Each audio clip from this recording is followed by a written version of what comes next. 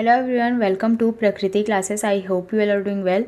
तो फ्रेंड्स, आज की इस क्लास में हम हिंदी का एक मॉक टेस्ट लेंगे, जिसमें से जो टॉपिक्स होंगे वो अभी तक जो हमने क्लासेस ली हैं उन सभी का एक मिक्सचर होगा। इसमें टोटल हम 50 क्वेश्चंस को डील करेंगे। तो अभी तक हमने जितना भी पढ़ा है हिंदी में, जो हमारी 4 क्लासेस हुई हैं, उनसे ही रिलेटेड ये सारे क्वेश्चंस इसमें आज की इस क्लास में होंगे। तो आप सभी का एक मॉक टेस्ट भी हो जाएगा कि आपकी तैयारी कितनी हो गई है। तो लास्ट तक ज़रूर बने रहेंगे आप इस वीडियो में, और बिना स्किप के देखेंगे तो आपको सारी चीज़ें अच्छे से समझ में आएंगी। ये आपके शिक्षक, सहायक शिक्षक, व्याख्याता और CG टेट सभी में काम आएंगी। तो आप इसे अच्छे से देखेंगे, और यहाँ आपको बिल्कुल फ्री क्लासेस प्रोवाइड की जा रही हैं, तो ज़्यादा से ज़्यादा इसे आप शेयर कीजिए ताकि और भी लोगों तक ये सभी वीडियोस पहुँच सकें। तो ज़्यादा से ज़्यादा आप इसे शेयर कीजिए और सब्सक्राइब ज़रूर कीजिए। आप हमारे टेलीग्राम चैनल को भी ज्वाइन कर सकते हैं, लिंक आपको डिस्क्रिप्शन में मिल जाएगा। ये है हमारा टेलीग्राम चैनल का नाम। और like, comment, share and subscribe ज़रूर करते हुए चलेंगे आप। और अभी तक हमने और भी सब्जेक्ट्स की क्लासेस ली हैं, तो जिन्होंने भी वो क्लासेस नहीं देखी वो जाकर देख सकते हैं, सभी की प्लेलिस्ट बनी हुई है। तो चलिए आज की क्लास हम स्टार्ट करते हैं।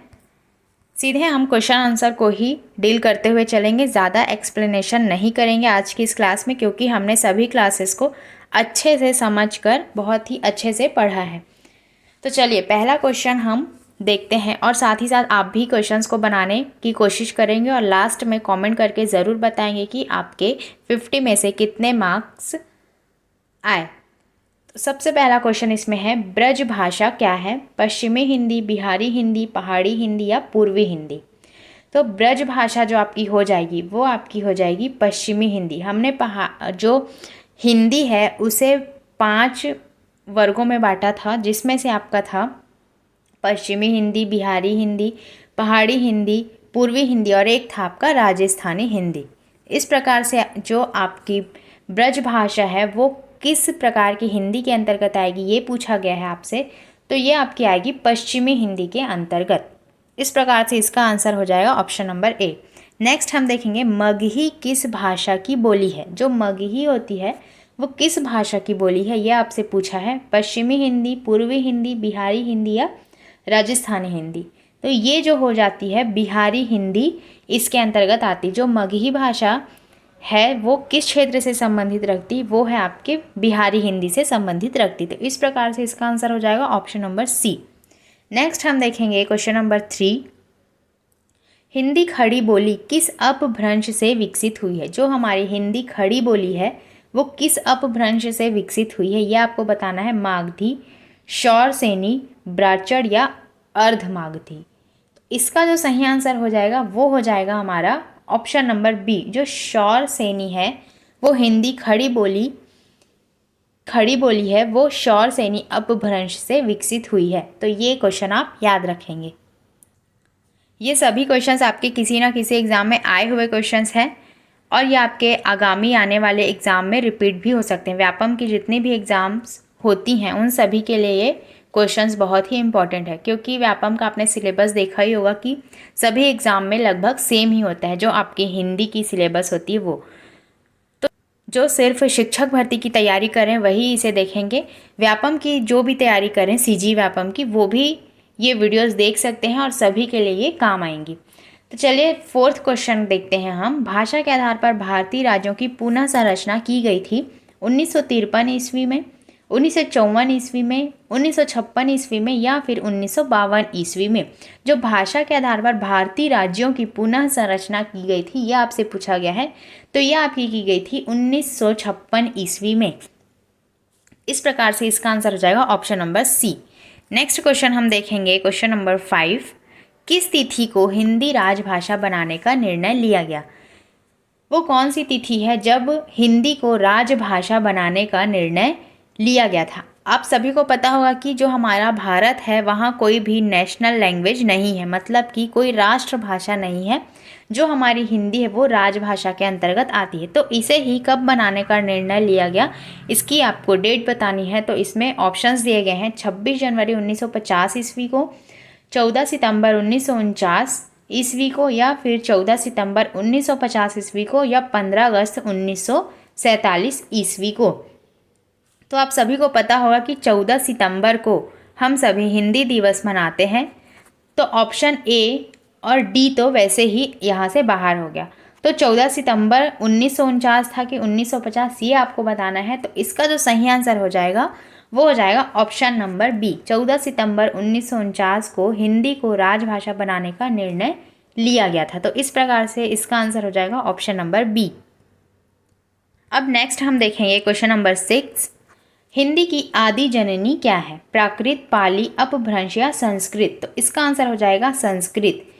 जो हिंदी का जन्म हुआ है उसी को यहाँ पर पूछा गया है कि हिंदी की आदि जननी क्या है। तो हिंदी की जो उत्पत्ति हुई है वो आपके संस्कृत से ही हुई है, क्योंकि आप देखेंगे कि जो हिंदी में कुछ शब्द होते हैं, कुछ नहीं सभी जो शब्द होते हैं वो संस्कृत से मिलते जुलते होते हैं, इसीलिए जो हिंदी की उत्पत्ति हुई है वो संस्कृत शब्द से ही हुई है। इस प्रकार से जो इसकी आदि जननी हो जाएगी वो हो जाएगी आपकी संस्कृत। नेक्स्ट क्वेश्चन हम देखेंगे, हिंदी दिवस कब मनाया जाता है? अभी हमने इसका आंसर देखा था कि 14 सितंबर, 28 सितंबर, 10 अक्टूबर या 11 जून। इसका जो सही आंसर हो जाएगा वो आपका हो जाएगा 14 सितंबर। नेक्स्ट हम देखेंगे क्वेश्चन नंबर 8। हिंदी की विशिष्ट बोली ब्रजभाषा किस रूप में सबसे अधिक प्रसिद्ध है? तकनीकी भाषा, राष्ट्रभाषा, काव्य भाषा या राजभाषा? इसका आंसर हो जाएगा काव्य भाषा। जो हिंदी की विशिष्ट बोली है ब्रजभाषा, वो किस रूप में सबसे अधिक प्रसिद्ध है? तो वो है काव्य भाषा के रूप में सबसे अधिक प्रसिद्ध है। नेक्स्ट हम देखेंगे क्वेश्चन नंबर 9। क्वेश्चन नंबर 9 में लिखा गया है कि भारतवर्ष में हिंदी को आप किस वर्ष में रखेंगे? राजभाषा, विभाषा, तकनीकी भाषा या राष्ट्रभाषा? इसका आंसर हो जाएगा राजभाषा। मैंने अभी बताया कि हिंदी जो आपकी होती है वो राजभाषा के अंतर्गत आती है। यहाँ कोई भी नेशनल लैंग्वेज मतलब कि राष्ट्रभाषा नहीं है। नेक्स्ट हम देखेंगे क्वेश्चन नंबर 10। हिंदी किस भाषा परिवार की भाषा है? द्रविड़, ऑस्ट्रिक, चीनी तिब्बती या भारोपी? इसका आंसर हो जाएगा ऑप्शन नंबर डी, भारोपी। जो हिंदी है वो भारोपी भाषा जो परिवार की भाषा है उसके अंतर्गत आती है। नेक्स्ट हम देखेंगे क्वेश्चन नंबर 11। इसमें दिया गया है कि भारत में सबसे अधिक बोले जाने वाली भाषा कौन सी है? संस्कृत, तमिल, उर्दू या हिंदी? इसका आंसर हो जाएगा ऑप्शन नंबर डी, भारत में सबसे अधिक बोली जाने वाली जो भाषा है वो आपकी है हिंदी। सबसे अधिक हम हिंदी भाषा का ही उपयोग करते हैं। नेक्स्ट आप देखेंगे हिंदी भाषा का जन्म हुआ है लौकिक संस्कृत से, पाली प्राकृत से, वैदिक संस्कृत से या अपभ्रंश से? तो आप सभी को इसका क्वेश्चन अभी तक याद हो गया होगा कि अपभ्रंश से जो है हिंदी भाषा का जन्म हुआ है। तो इस प्रकार से इसका आंसर हो जाएगा ऑप्शन नंबर डी। नेक्स्ट हम देखेंगे क्वेश्चन नंबर 13। निम्न में से कौन सी बोली अथवा भाषा हिंदी के अंतर्गत नहीं आती है? नहीं आती है ये आपको पूछा है। बांग्रू, अवधी, तेलुगु या कन्नौजी?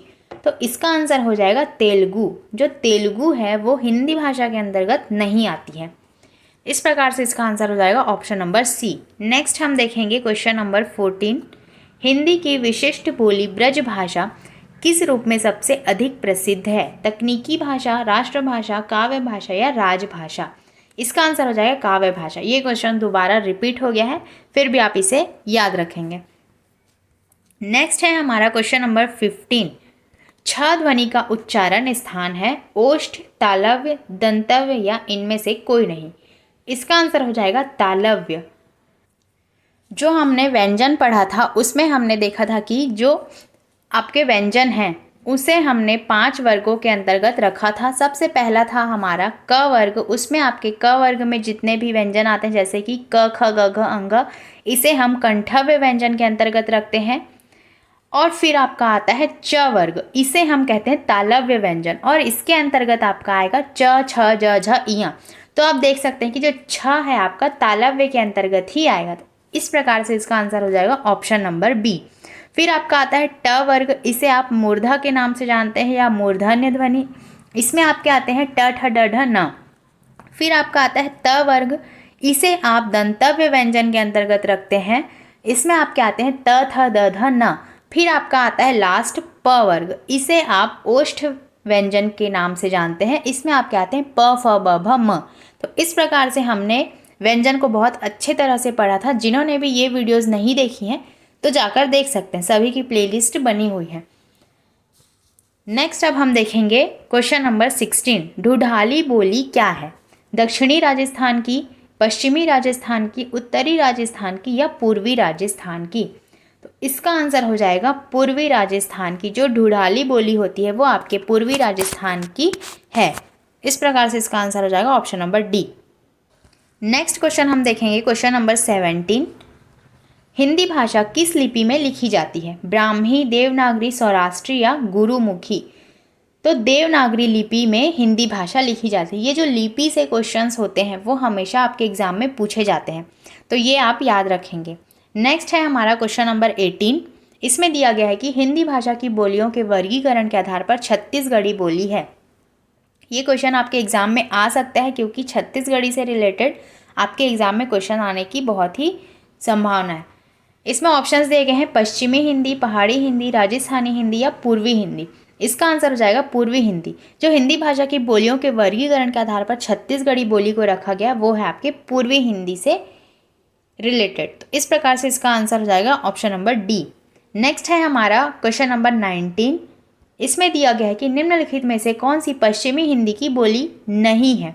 नहीं है ये पूछा गया है। नहीं है वाले क्वेश्चंस को आप ज़्यादा अच्छे से देखेंगे क्योंकि अक्सर इसमें जो स्टूडेंट्स होते हैं वो आंसर गलत लगा कर आते हैं क्वेश्चन को जल्दी जल्दी पढ़ने के तौर पर। तो इसमें ऑप्शंस दिए गए हैं ब्रजभाषा, कन्नौजी, बघेली या बुंदेली।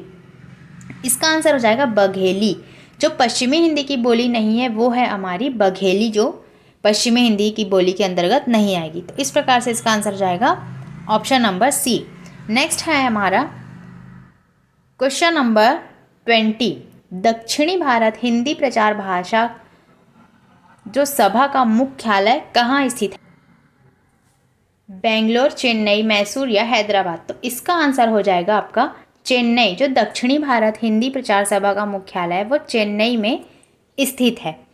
इस प्रकार से इसका आंसर जाएगा ऑप्शन नंबर बी। नेक्स्ट है हमारा, ये सबसे आपका इम्पॉर्टेंट क्वेश्चन है, ये आपके एग्जाम में पूछा गया क्वेश्चन भी है। हिंदी भाषा के विकास का सही अनुक्रम कौन सा है ये आपको बताना है। प्राकृत, अपभ्रंश, हिंदी पाली, अपभ्रंश, पाली, प्राकृत या हिंदी, हिंदी पाली, अपभ्रंश या प्राकृत, या पाली, प्राकृत, अपभ्रंश या हिंदी? इसका आंसर हो जाएगा ऑप्शन नंबर डी, पाली पहले आएगा, फिर प्राकृत, फिर अपभ्रंश, फिर हिंदी। तो ये है आपके हिंदी भाषा के विकास का सही अनुक्रम। इस प्रकार से इसका आंसर हो जाएगा ऑप्शन नंबर डी। नेक्स्ट है हमारा क्वेश्चन नंबर 22, संविधान के अनुच्छेद 351 में किस विषय का वर्णन है? उच्चतम न्यायालय की भाषा, पत्राचार की भाषा, हिंदी के विकास के लिए निर्देश या संघ की राजभाषा? इसका जो सही आंसर हो जाएगा वो हो जाएगा हिंदी के विकास के लिए निर्देश। ऑप्शन नंबर सी इसके अंतर्गत आएगा। नेक्स्ट है हमारा 23, ब्रज भाषा है पश्चिमी हिंदी, बिहारी हिंदी, पहाड़ी हिंदी या पूर्वी हिंदी? इसका आंसर हो जाएगा पश्चिमी हिंदी। नेक्स्ट है हमारा क्वेश्चन नंबर 24, इसमें लिखा गया है कि हिंदी खड़ी बोली किस अपभ्रंश से विकसित है? अर्धमागधी, शौर सेनी, ब्राह्मण या मागधी? इसका आंसर हो जाएगा शौर सेनी रहेंगे। नेक्स्ट हम देखेंगे, नेक्स्ट क्वेश्चन है हमारा, हिंदी की आदि जननी क्या है? ये भी क्वेश्चन रिपीट हो गया। प्राकृत, पाली, अपभ्रंश या संस्कृत? इसका आंसर हो जाएगा आपका संस्कृत। नेक्स्ट है हमारा क्वेश्चन नंबर 26, हिंदी वर्णमाला में अयोगवाह वर्ण कौन से? हमने अयोगवाह वर्ण के बारे में भी पढ़ा था, ई, उ, अह या अ और आहा। इसका आंसर हो जाएगा अम और आहा। जो अम और आहा है इसे हमने अयोगवाह की श्रेणी में रखा था, और जो आपके मूल स्वर हैं वो हैं आपके 11। इस प्रकार से हमने स्वरों के बारे में बहुत अच्छे से पढ़ा था। नेक्स्ट आप देखेंगे क्वेश्चन नंबर 27, इसमें दिया गया है कि वर्णमाला कहते हैं वर्णों के संकलन को, शब्द गणना को, वर्णों के व्यवस्थित समूह को या शब्द के समूह को? इसका आंसर हो जाएगा वर्णों के व्यवस्थित समूह को हम वर्णमाला कहते हैं। ये क्वेश्चन भी आपके एग्जाम में पूछा गया क्वेश्चन है। इसमें से बहुत से क्वेश्चंस आपके एग्जाम में पूछे गए क्वेश्चंस हैं, क्योंकि ये सभी क्वेश्चन आपके प्रीवियस ईयर में आए हुए क्वेश्चंस ही हैं, तो सभी आपके एग्जाम के लिए बहुत ही इंपॉर्टेंट है। नेक्स्ट है हमारा क्वेश्चन नंबर 28। निम्न में से कंठव्य ध्वनियाँ कौन सी है? य, र, च, ज, ट, ण और क और ख। इसका आंसर हो जाएगा क, ख। अभी हमने सभी ध्वनियों के बारे में बहुत ही अच्छे से एक बार फिर से पढ़ा। जो भी मैंने अभी बताया वो सभी ध्वनियों के अंतर्गत आएगी। किसी भी ध्वनियों से एक क्वेश्चन आपके एग्जाम में आएगा ही। और जिन्होंने भी अभी तक टेलीग्राम ज्वाइन नहीं किया है वो ज्वाइन कर सकते हैं, क्योंकि अगर उसमें 500 भी सब्सक्राइबर हो गए तो ये जो सभी PDFs हैं उसमें वो प्रोवाइड हो जाएंगी। तो ज़्यादा से ज़्यादा आप लोग ज्वाइन कीजिए उसे, तभी आपको सभी PDF उसमें प्रोवाइड कर दी जाएंगी, क्योंकि उसमें अभी मेंबर्स ही नहीं है, इसीलिए कोई भी PDF अभी शेयर नहीं की जा रही है। नेक्स्ट अब हम देखेंगे, नेक्स्ट क्वेश्चन है हमारा क्वेश्चन नंबर 29। स्थान के आधार पर बताइए कि मूर्धन्य व्यंजन कौन से हैं? ड, ढ, ज, झ, प, फ और ग, घ। तो इसका आंसर हो जाएगा ड और ढ। ये आपके मूर्धन्य के अंतर्गत आएगा, मतलब कि ट, ठ, ड, ढ, न ये आपके मूर्धा के अंतर्गत आती है, मतलब कि ट वर्ग के अंतर्गत आएगी। नेक्स्ट है हमारा क्वेश्चन नंबर 30। निम्न में से अल्प प्राण वर्ण कौन से हैं? क, ग, थ, द, फ और भ या फिर अ, आ। तो मैंने बताया था कि जो आपके अल्प प्राण व्यंजन होते हैं वो हैं आपके जो जिन वर्णों के उच्चारण में जिस भी वर्ण का पहला, तीसरा और पांचवा वर्ण आता है वो आपके अल्प प्राण वर्ण के अंतर्गत आते हैं, और जो आपके महाप्राण होते हैं वो आपके दूसरे और चौथे वर्ग के अंतर्गत जो भी वर्ण आते हैं उसे हम महाप्राण के अंतर्गत रखते हैं, और ये आपके होते हैं अल्प प्राण। इस प्रकार से मैंने आपको इसे याद कराया था। तो जो इसका सही आंसर हो जाएगा वो आपका हो जाएगा क और ग। इसे आप देख सकते हैं कि क आपके पहले वर्ग के अंतर्गत आएगा, फिर ख आपका छूट जाएगा, फिर ग जो है आपके तीसरे वर्ग के अंतर्गत आएगा। तो इस प्रकार से ये आपके अल्प प्राण के अंतर्गत आएगा। तो इस प्रकार से आप इसे देख सकते हैं। नेक्स्ट है हमारा क्वेश्चन नंबर 31। निम्न में से नासिक के व्यंजन कौन सा है? इया, ज, श और ग। इसका आंसर हो जाएगा इया। इया जो है आपके नासिक के व्यंजन के अंतर्गत आएगा। ए और ए वर्ण क्या कहलाते हैं? ये आपके प्रीवियस ईयर जो अभी 2023 में जो शिक्षक भर्ती हुई थी उसमें ये क्वेश्चन डायरेक्ट पूछा गया था। इसमें जो ऑप्शंस दिए गए हैं मूर्धन्य, ओष्ठ, कंठ तालव्य या नासिक्य। तो इसका आंसर हो जाएगा कंठ तालव्य। ए और ए आपके होते हैं कंठ तालव्य के अंतर्गत। नेक्स्ट है हमारा क्वेश्चन नंबर 33। हिंदी वर्णमाला में अयोगवाह वर्ण कौन से हैं? ई, ई, उ, अम, अह और अ। अभी हमने देखा अयोगवाह होते हैं आपके अम और आहा।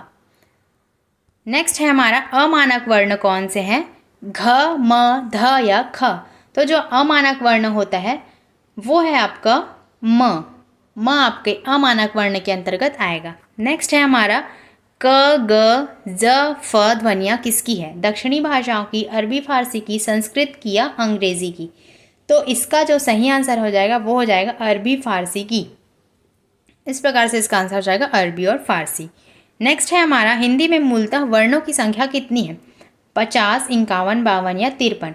तो बचपन से आपने वर्णों जो वर्णमाला है उसे पढ़ते हुए आया है, तो आप सभी को पता होगा इसका आंसर। इसका जो सही आंसर हो जाएगा वो हो जाएगा 52। 52 जो होते हैं आपके वर्णमाला होते हैं। नेक्स्ट है हमारा क्वेश्चन नंबर 37। छ ध्वनि किसके अंतर्गत आती है? घोष वर्ण, संयुक्त वर्ण, तालव्य या मूल स्वर।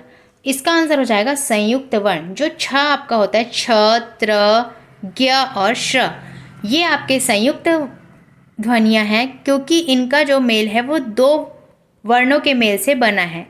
जो आपका छ बना है वो क और श के मेल से बना है, इसीलिए जो छ आपकी ध्वनि है वो संयुक्त वर्ण के अंतर्गत आएगी। हमने सभी ध्वनियों को अच्छे से पढ़ा है, तो जिन्होंने भी वो वीडियोस नहीं देखी वो जाकर देख लीजिए। हिंदी शब्दकोश के छ का क्रम किस वर्ण के बाद आता है? छ, त्र, ज्ञ या क। इसका जो सही आंसर हो जाएगा वो हो जाएगा आपका क। अभी मैंने बताया कि जो आपका छ बना है वो बना है क और श के मेल से, तो इसमें यही पूछा गया कि छ का क्रम किस वर्ण के बाद आता है, तो वो क वर्ण के बाद आता है। इस प्रकार से इसका आंसर हो जाएगा ऑप्शन नंबर डी। नेक्स्ट है हमारा ज्ञ वर्ण किस वर्णों के योग से बना है? ज, ध, ज, य, ज, इया या ज और इया। इसका आंसर हो जाएगा ऑप्शन नंबर डी, ज और इया के मेल से बना है आपका ज्ञ वर्ण। नेक्स्ट है हमारा अघोष वर्ण कौन सा है। हमने सघोष और अघोष के बारे में भी बहुत अच्छे से पढ़ा था। इसमें दिया गया है ऑप्शन अ, ह, स और ज और झ। तो आप देखें कि जो आपकी अघोष ध्वनियाँ होती हैं वो आपके होते किसी भी वर्ग के पहले और जो दूसरे वर्ग में आते हैं वो आपके अघोष ध्वनियाँ के अंतर्गत आती हैं, और जो आपके घोष ध्वनियाँ होती हैं वो आपके होते हैं तीसरे, चौथे और पांचवें वर्ग के अंतर्गत जो आपकी ध्वनि आती हैं वो आपकी घोष ध्वनियाँ कहलाती हैं। इस प्रकार से आप देखेंगे जो आपका अघोष ध्वनि हो जाएगा वो हो जाएगा आपका स। स जो है आपका अघोष ध्वनि कहलाएगा। अब हम चलते हैं नेक्स्ट क्वेश्चन की ओर। क्वेश्चन नंबर 41, घ का उच्चारण स्थान आपको पूछा गया है कंठ, तालु, दंत या मूर्धा। तो जो घ है आपका उसका उच्चारण स्थान है कंठ, क्योंकि ये आपके क वर्ग के अंतर्गत आएगा और कंठव्य के अंतर्गत आता है क, ख, ग, घ और अंग। तो इस प्रकार से आप देखेंगे कि घ का उच्चारण स्थान आपके कंठव्य से होता है। नेक्स्ट है हमारा क्वेश्चन नंबर 42, इनमें संयुक्त व्यंजन कौन सा है। ज्ञ, ड, ढ और ड। इसका सही आंसर हो जाएगा ऑप्शन नंबर ए। अभी मैंने बताया कि संयुक्त व्यंजन आपके 4 प्रकार के होते हैं, जिसमें से आपका आता है पहला छ, त्र, ज्ञ और श्र। ये आपके होते हैं सभी संयुक्त व्यंजन। ऊष्म व्यंजन, अंतस्थ व्यंजन, इन सभी के बारे में हमने बहुत अच्छे से पढ़ा है, तो उनसे भी आपके एग्जाम में क्वेश्चन डायरेक्ट पूछे जाते हैं। नेक्स्ट है हमारा क्वेश्चन नंबर 43।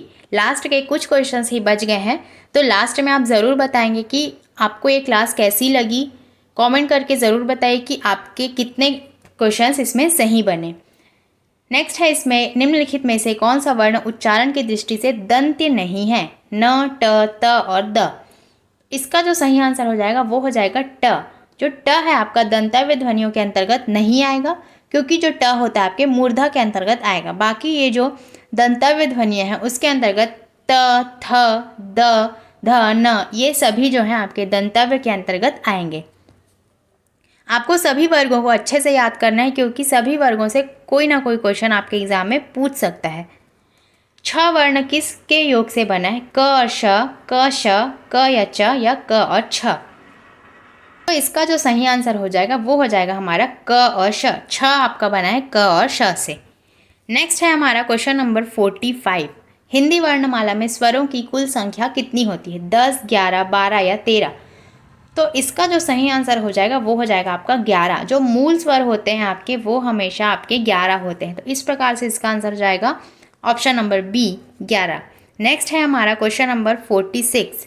निम्नलिखित में से कौन स्वर नहीं है। कौन सा स्वर नहीं है ये आपसे पूछा गया है। ए, उ, इया और अ। तो इसका आंसर आप सभी को पता चल ही गया होगा कि इसका आंसर होगा इया। बाकी जो आपके अ, उ और ए हैं ये आपके स्वर कहलाते हैं और ये है आपका व्यंजन। इस प्रकार से इसका आंसर हो जाएगा इया, ऑप्शन नंबर सी। नेक्स्ट है हमारा क्वेश्चन नंबर 47। निम्नलिखित में से कौन ट वर्ग के अंतर्गत नहीं है। ढ, न, घ और ठ। इसका आंसर हो जाएगा ऑप्शन नंबर सी। घ जो है हमारा वो ट वर्ग के अंतर्गत नहीं आएगा, ये क वर्ग के अंतर्गत आएगा। बाकी ये सभी ट वर्ग के अंतर्गत आते हैं। नेक्स्ट है हमारा क्वेश्चन नंबर 48। हिंदी वर्णमाला में व्यंजनों की संख्या कितनी है। 32, 33, 34 या 35। तो इसका आंसर हो जाएगा 33। 33 आपके व्यंजनों की संख्या है। इसे ही हमने क वर्ग, च वर्ग, ट वर्ग, त वर्ग और प वर्ग में वर्गीकृत किया है। इस प्रकार से ये जो आपके होते हैं 33 वर्गों के अंतर्गत आते हैं। नेक्स्ट है हमारा लास्ट के हमारे 2 क्वेश्चंस बच गए हैं।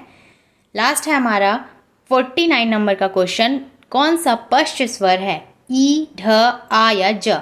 इसका सही आंसर हो जाएगा आ। आ जो है आपका पश्च स्वर के अंतर्गत आएगा। पश्च स्वर, मध्य स्वर और आपके प्लुत स्वर, दीर्घ स्वर, ह्रस्व स्वर, अग्र स्वर, इन सभी से आपके एग्जाम में क्वेश्चंस पूछे जाते हैं। तो इन सभी स्वरों को भी हमने अच्छे से पढ़ा है। तो जिन्होंने भी वो वीडियोस नहीं देखी वो जाकर देख लीजिए, क्योंकि ये सभी आपके एग्जाम के लिए बहुत ही इंपॉर्टेंट है। लास्ट का हमारा आज का क्वेश्चन है। निम्नलिखित में से कौन सा योगवाह है। मतलब कि इसमें ऑप्शंस दिए गए हैं महाप्राण, अल्प प्राण, विसर्ग या संयुक्त व्यंजन। इसका आंसर हो जाएगा विसर्ग। ये अयोगवाह है जो आपके अयोगवाह होते हैं उसमें आपने देखा कि जो और आहा है उसमें हमने देखा कि इसमें विसर्ग ऐसे लगे होते हैं। तो यही आपसे पूछा गया कि अयोगवाह कौन सा है, तो आपके विसर्ग को हम अयोगवाह भी कहते हैं। तो दोस्तों आज आपने देखा कि हमने टोटल 50 क्वेश्चंस को यहाँ कंप्लीट किया। तो आप सभी कमेंट करके ज़रूर बताएं कि आपके 50 में से कितने क्वेश्चन सही हुए, और ज़्यादा से ज़्यादा आप इसे शेयर कीजिए, लाइक कीजिए, कमेंट कीजिए एंड सब्सक्राइब कीजिए, क्योंकि यहाँ आपको जो है बिल्कुल फ्री क्लासेस प्रोवाइड की जा रही है। जितना ज़्यादा आप इसे शेयर करेंगे उतना ही सभी के लिए ये लाभदायक होगा। तो आप देख सकते हैं ये हमारा टेलीग्राम चैनल भी है, इसे भी आप ज्वाइन कर सकते हैं। ज़्यादा से ज़्यादा आप इसमें ऐड होंगे तो सभी PDF आपको वहाँ प्रोवाइड की जाएंगी। चलिए मिलते हैं ऐसे ही नेक्स्ट क्लास में, तब तक के लिए thank you and take care.